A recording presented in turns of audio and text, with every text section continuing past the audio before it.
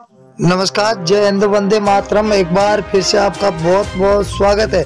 आपको बता दें कि महाराष्ट्र के अंदर 2024 में विधानसभा चुनाव है और विधानसभा चुनाव होने से पहले 288 सीटों का सबसे बड़ा मास सर्वे घोषित हो चुका है कि अब की बार महाराष्ट्र के अंदर किसकी बनती नजर आ रही है सरकार और कौन बनेगा महाराष्ट्र में अगला मुख्यमंत्री।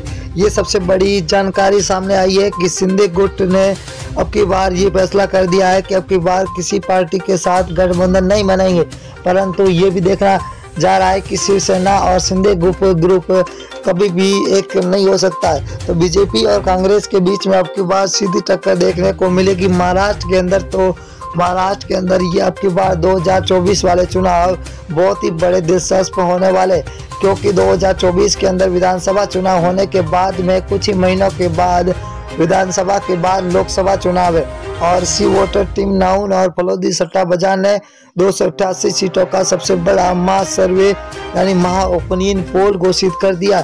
बहुत ही बड़ा सर्वे, सीटों का सबसे बड़ा सर्वे। अगर हम पहले जिले की बात करें तो नंदुरबार जिला जहाँ कुल 4 सीट है, जहाँ बीजेपी और शिंदे गुट को 1 सीट और एनसीपी को 1 सीट, शिवसेना को 1, कांग्रेस को 1, तो अन्य के खाते में 0 सीट जाती हुई दिखाई दे रही है। अगला जिला है अहमदनगर जिला, जहाँ कुल 12 सीटें, बहुत ही बड़ा जिला है, 12 सीटें। बीजेपी और शिंदे गुट को 5 सीटें मिल रही है, तो एनसीपी को 2, शिवसेना को यहाँ पर 3 सीटें मिल रही है, तो कांग्रेस 2 सीटों पर है। अगर बात करें हम बहुत ही बड़ी घोषणा की तो यहाँ पर है सांगली जिला। सांगली जिले की बात करें तो 8 विधानसभा सीटें, जहाँ 8 में से बीजेपी और शिंदे गुट को 4 सीटें मिल रही है, तो एनसीपी को 2 सीट, शिवसेना यहाँ पर 0 पर है, तो कांग्रेस 2 सीटों पर टिकी हुई है, अन्य 0 के खाते में जाते हुए दिखाई दे रही है। उस्मानाबाद जिले की बात करें तो कुल 4 सीटें, 4 विधानसभा सीटों में से बीजेपी और शिंदे गुट को यहाँ पर 0 सीट मिलती हुई दिखाई दे रही है, तो यहाँ पर एनसीपी को 1, शिवसेना को 1, तो कांग्रेस यहाँ पर 2 सीटों पर सबसे आगे चलती हुई दिखाई दे रही है।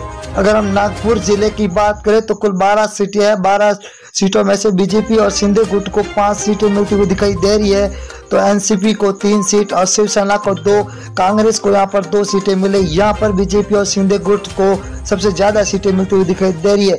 वर्धा जिले की बात करें तो कुल 4 विधानसभा सीट है, जहाँ बीजेपी और शिंदे गुट को सिर्फ 1 सीट हाथ में लगती हुई दिखाई दे रही है, तो एनसीपी को 1, शिवसेना के खाते में 1 सीट जा रही है, वही कांग्रेस के खाते में भी 1 सीट जाती हुई दिखाई दे रही है।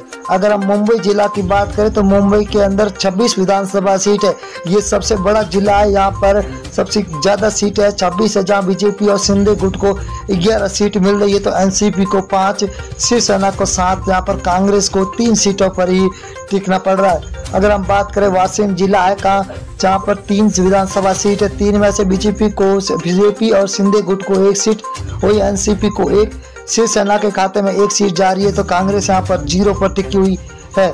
अगले जिले की बात करें तो पुणे जिला है, जहाँ पर कुल 21 विधानसभा सीट है, बहुत ही बड़ा जिला है, जहाँ पर 21 विधानसभा है।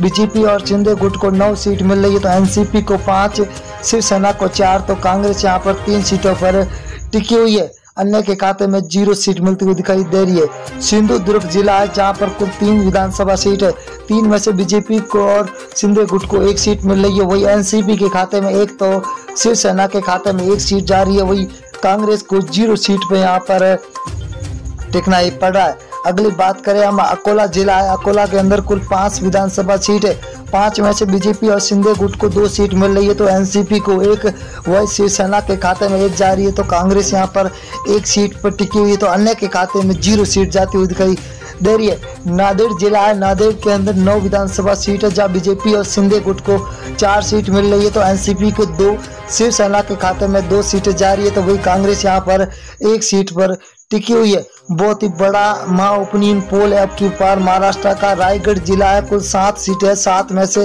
बीजेपी और शिंदे गुट को 3 सीट मिल रही है, तो वही एनसीपी को 2, शिवसेना के खाते में 1 सीट मिल रही है, तो यहाँ पर कांग्रेस को 1 सीट मिलती हुई दिखाई दे रही है। यहाँ पर अब की बार महाराष्ट्र के अंदर बीजेपी और शिंदे गुट का महागठबंधन है।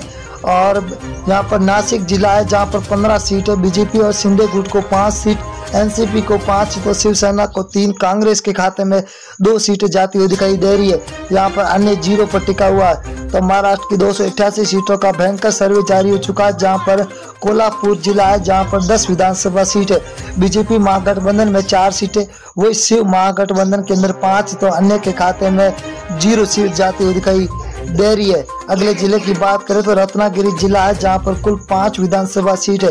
5 में से बीजेपी महागठबंधन को 2, वही शिव महागठबंधन को 3 सीटें मिली हुई दिखाई दे रही है। तो अन्य के खाते में यहाँ पर 0 सीट जाती हुई दिखाई दे रही है। अगली हम बात करें अमरावती जिले की, तो यहाँ पर कुल 8 सीटें जहाँ बीजेपी महागठबंधन को 3 और शिव महागठबंधन को 5, अन्य के खाते में 0 सीट जाती हुई दिखाई दे रही है। अगले जिले की ओर रुख करेंगे तो दोस्तों बहुत ही बड़ा जिला है जहां पर कुल ठाणे है। ठाणे के अंदर 18 विधानसभा सीट है। 18 में से बीजेपी महागठबंधन को 9, तो शिव का महागठबंधन को 9 सीटें मिल रही है। यहाँ पर बीजेपी और शिव दोनों महागठबंधन को बराबर 9 की सीटें मिलती हुई दिखाई दे रही है। अगर हम सोलापुर की बात करें तो सोलापुर के अंदर 11 विधानसभा है। 11 के अंदर बीजेपी महागठबंधन को 6, तो शिव महागठबंधन के अंदर 5 सीट मिल रही है। तो अन्य के खाते में यहाँ पर 0 सीट जाती हुई दिखाई दे रही है। बहुत ही बड़ा सर्वे जारी हो चुका है। सतारा जिले की बात करें तो सतारा के अंदर विधानसभा सीटें 8 है।